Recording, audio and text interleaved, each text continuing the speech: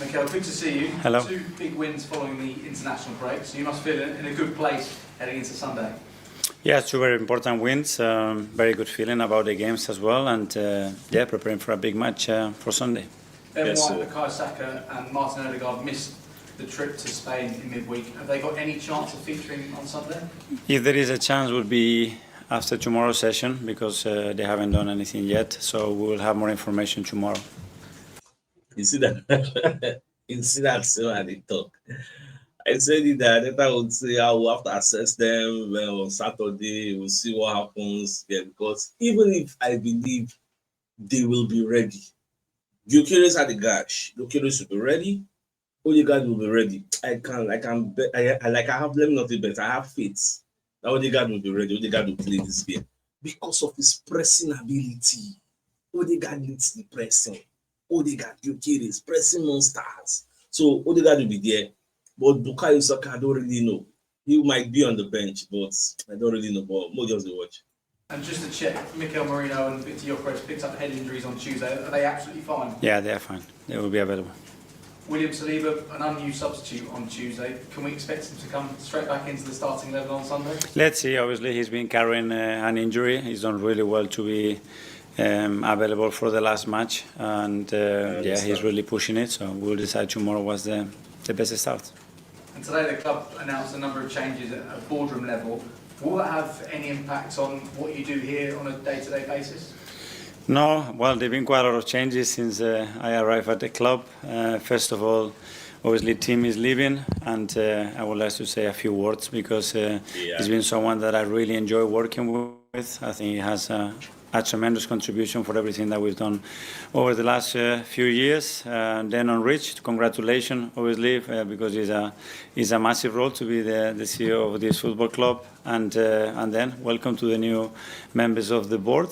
That hopefully they're going to make us better and help us and bring ideas and support and make this club much better. It's ultimately Stan's and Joe's decision. They've been incredibly supportive, so we move on again. And finally for me, it's still very early in the season, but just how significant is this match in terms of the title race, in terms of staying close to Liverpool and potentially building a gap to Manchester City? Yeah, it's about winning again and creating, another good moment for us, consistency, competing against one of the best teams, obviously, in the world, and good test for us to see our level as well. Go to Nick from. It's a good test for us to see our level. This time I would like to see this test. Hi. Good afternoon. You know Pep Guardiola probably better than all of us in this room. How demanding do you think it's been for Pep to be at this level for so many years, to be achieving what he achieved in so many countries, and also how much do you think he evolved his coaching and management in the last few years? Well, yeah, the demands that he puts first of all on himself, the standards that he requires for everybody around him, his will to win, to evolve, to improve. You look around him always, he wants to surrender about the best people.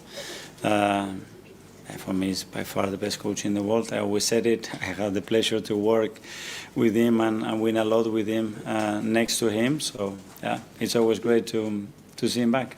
Noni Madueke, when you had a look at him in the summer, what made you decide to recruit him from Chelsea? And how do you think you and your coaching staff are getting such a wonderful version of him? Yeah, well, because I was sure that he was a player with a talent and quality that we didn't have in the squad. A player with a level of threat and unpredictability that he was going to make us better. The moment I picked up the phone, I spoke to him and his dad and his agent. The 3 of them gave me the impression that they were really willing to come, that they saw something special here they wanted to be part of. And then, you have to come here and slowly start to get to know him, and he needs to start to get to understand the team. But I think so far the impact he's having in the team, it's very, very positive. And Mendy, how pleased are you with the way he settled here? How would you describe the balance in midfield gives you and the partnership with Declan Rice as well?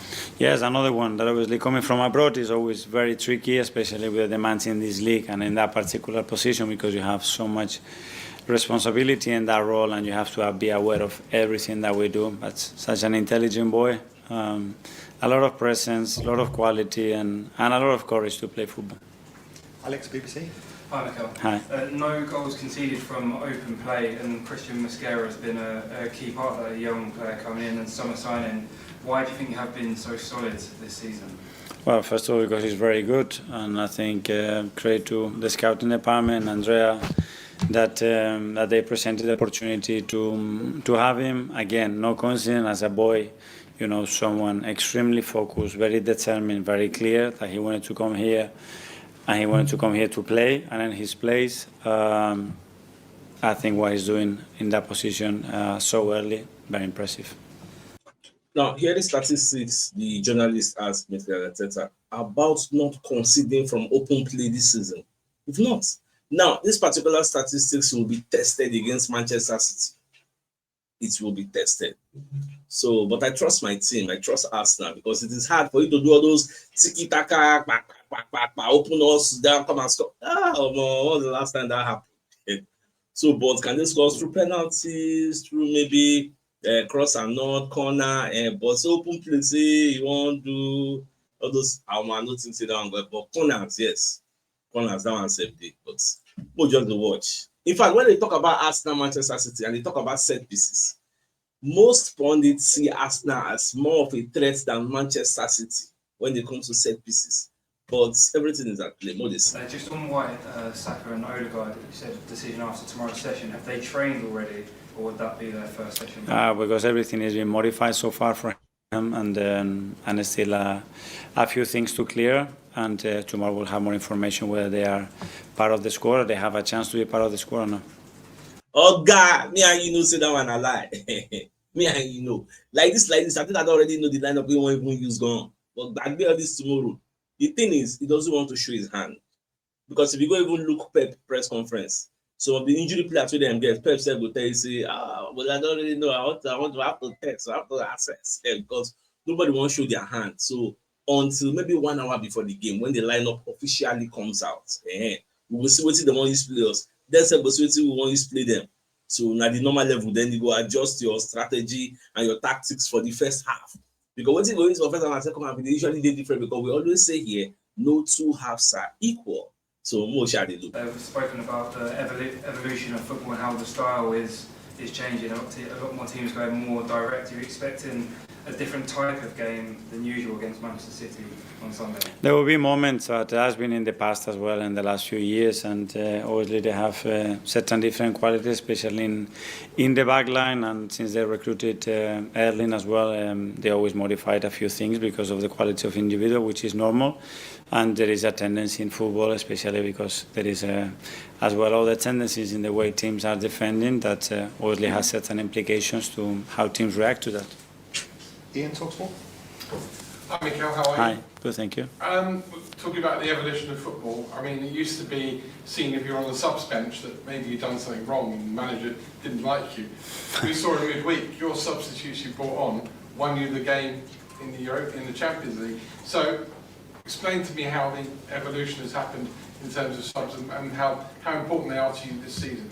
But if you look historically, the top teams, the teams that has won a lot, the impact that the finisher had has always been really, really high. You need that quality nowadays to unlock games, and to do it consistently every 3 days is even harder, more difficult, and that's what you need. We are very lucky because we have players that can make that impact. They certainly did that the other day, and now we need consistency on that. Exactly. You name the team. Okay, wait first. When it comes to consistency, are you indirectly telling us now that Martinelli and Trossard will be coming from the bench?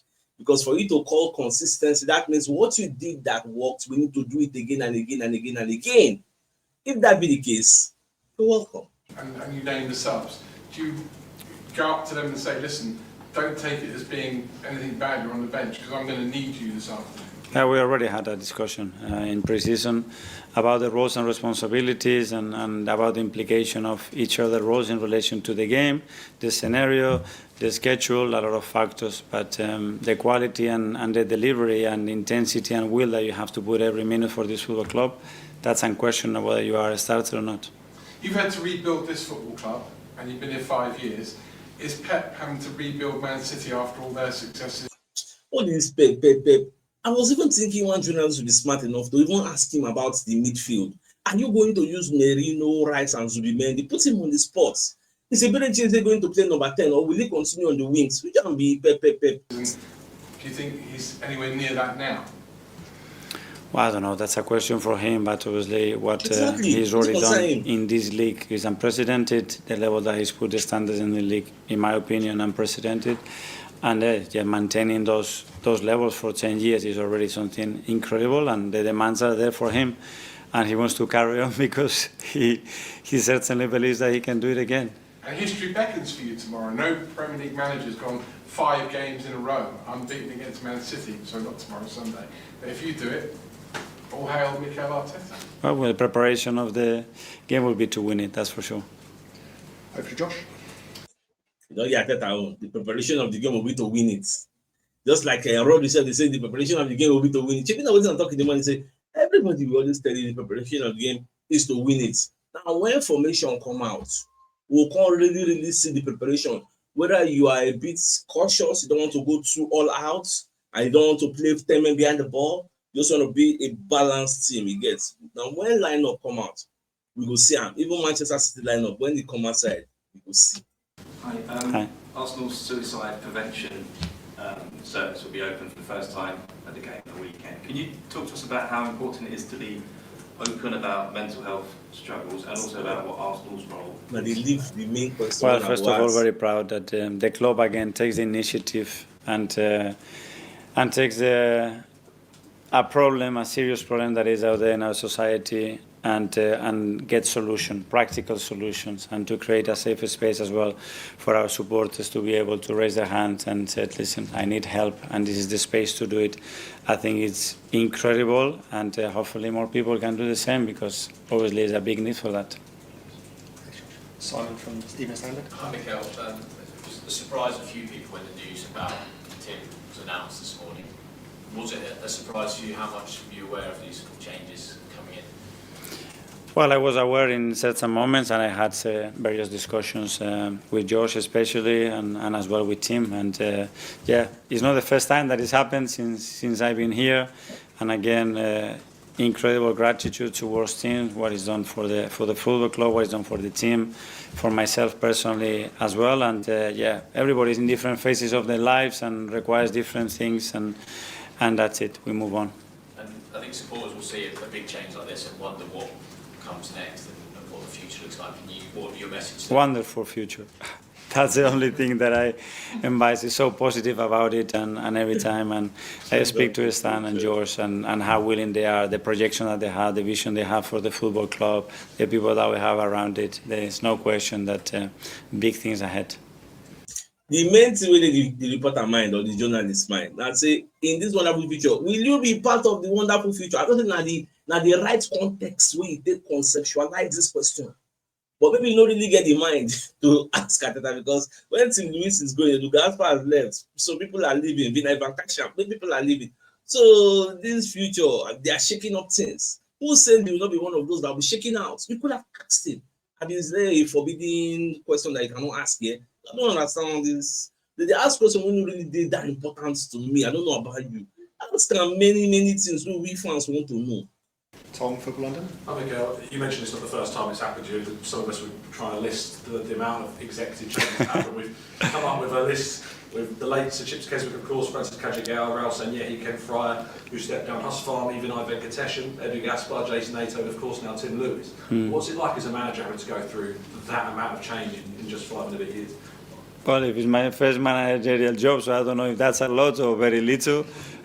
This experience that I had, what I can say that I've been very lucky to work with some wonderful people that I have learned so much from them, and it's sad because we spend so much time together, and you name very important people that have been a big part of the football club, of my life as well personally, because you get really attached to them emotionally as well, and their families, and you have to move on, maintain that personal relationship for sure, and then people is going to do various jobs, some of them being very successful in other places, and wish them all the best. And just to bring it back to the football as well, you spoke before about the emotion of using Mikel Merino from his goals that he scored for Spain, and one of the reasons why you started him in the game against Nottingham Forest.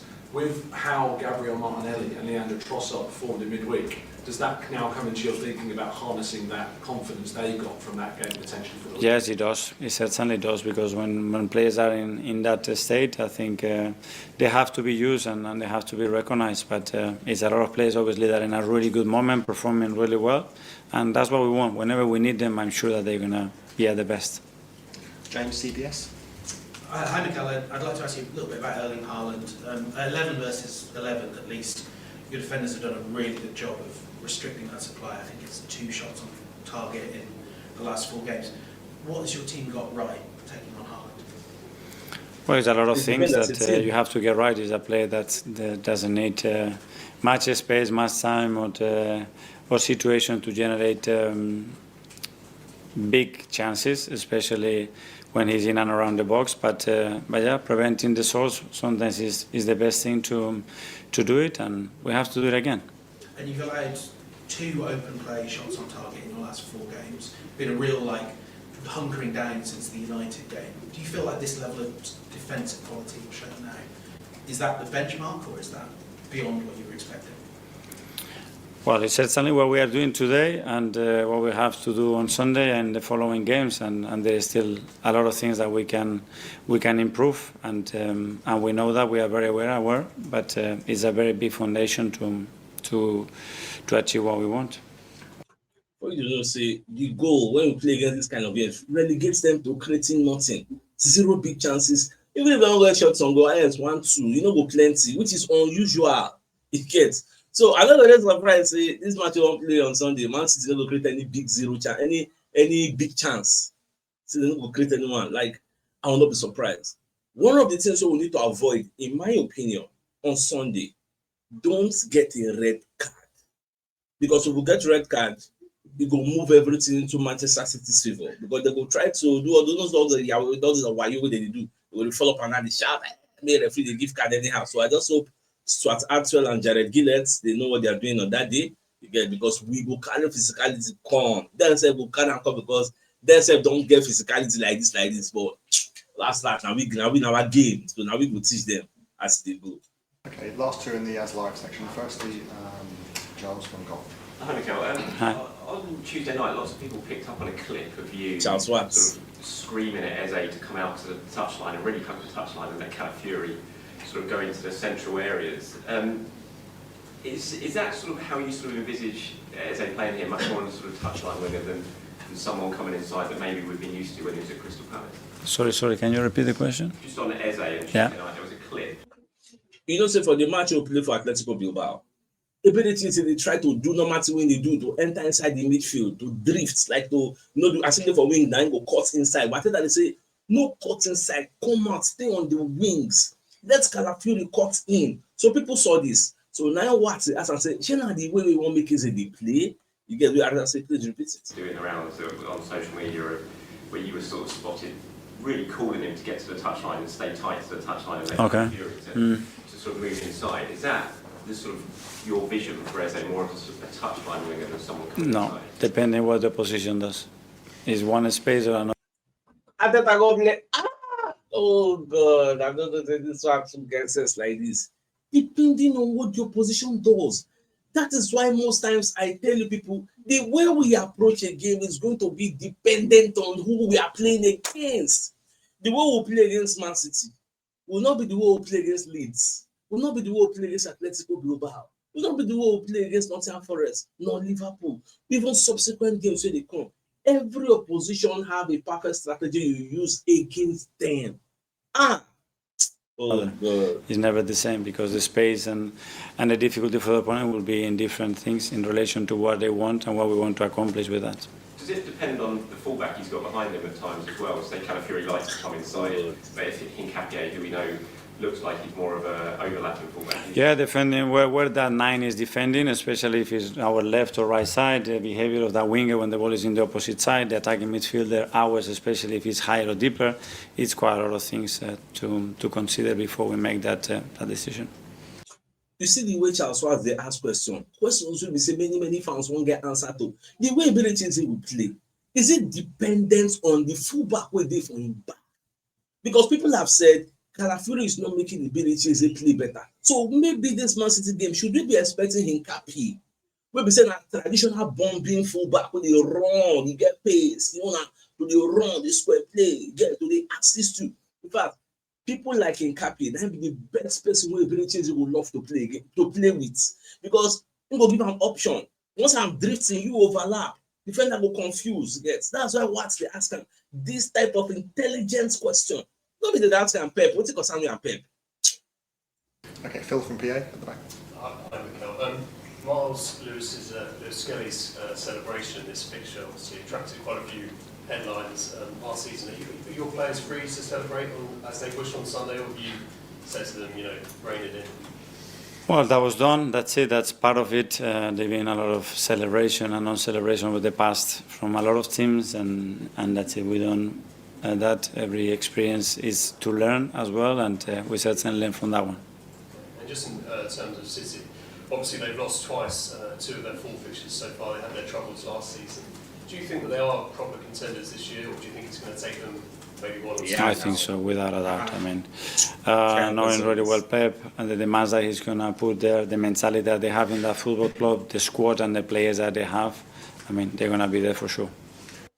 Like, I don't understand. You expect that to take the Man City are not trying to contend. What kind of questions are these people asking for us?